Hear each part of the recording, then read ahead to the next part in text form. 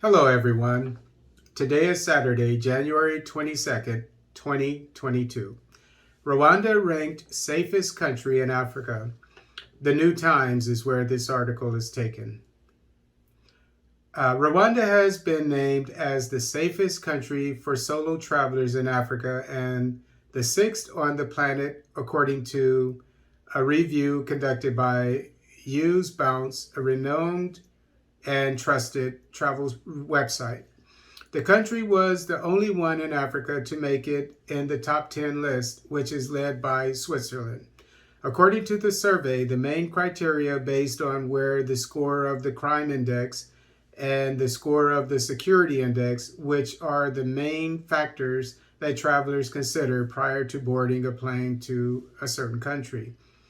The Europe-dominated list was topped by Switzerland, with a score of 21.7 for the crime index and 78.3 for the security index, followed by Slovenia with a crime index of 22.3 and a security index of 77.7. Japan was the third and only Asian country to make it on the list, having a crime index of 22.4 and a security index of 77.7. Other countries on the list of safest countries for solo travelers include Georgia, Iceland, Rwanda, Croatia, Czech Republic, Austria, and Denmark. According to the survey, Rwanda has invested considerable efforts in its territorial security. Rwanda has invested much effort in its national security by building competent and professional security organs. Read the survey. This is not the first list to include Rwanda among the safest countries globally. In 2018, the Gallup Global Law and Order report ranked the country as the second safest on the African continent, with 83% of the residents expressing confidence in the local police force. In the previous year, the same index had ranked Rwanda among the safest countries globally that provides a conducive atmosphere to people who walk alone at night. And that's definitely a telltale sign of if a country is safe, in my opinion.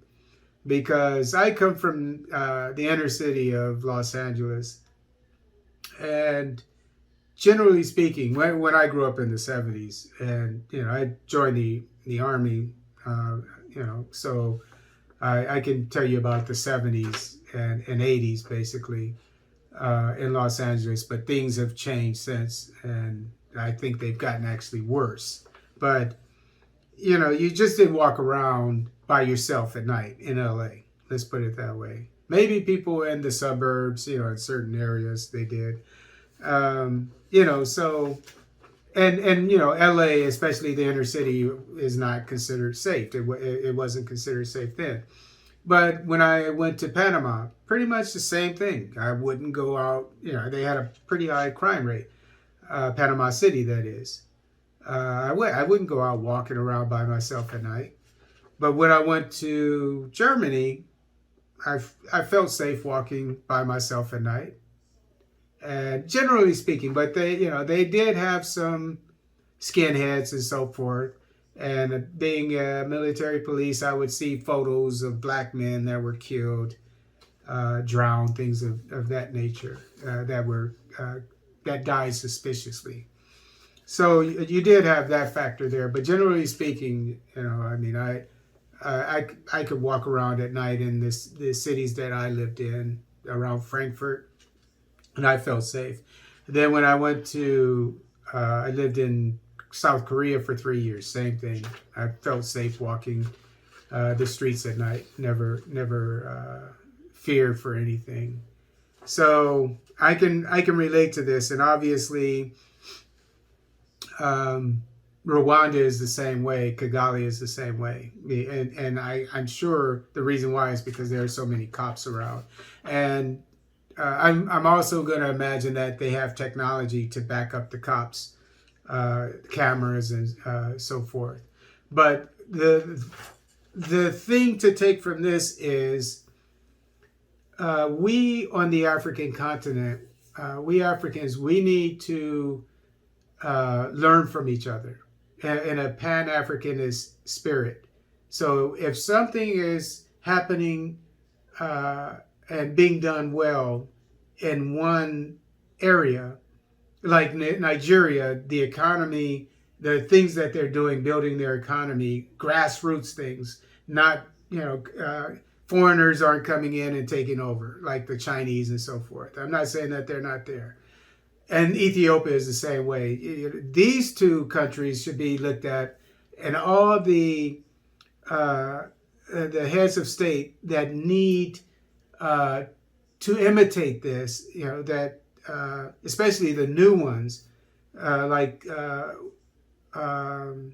Malawi, and not so new ones, Zimbabwe, places like that. They should be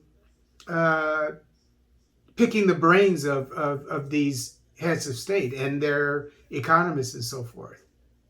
And likewise, Kagame, the intelligence man, military intelligence man, he's known for bringing security to places because of his background, his strong military background, and his training in the United States and so forth, and his intelligence, So all African countries that want to bring more peace to their nations, and it's pretty much all other sub-Saharan African countries, except for maybe Botswana. There are I don't know other ones, but I'm sure there are a couple. Maybe Gabon is, maybe is pretty safe. Namibia is probably pretty safe. But the ones that have high crime rates, like in West Africa and even in East Africa, they need to be picking the brain of President Kagame to find out how they can make that top 10 list too.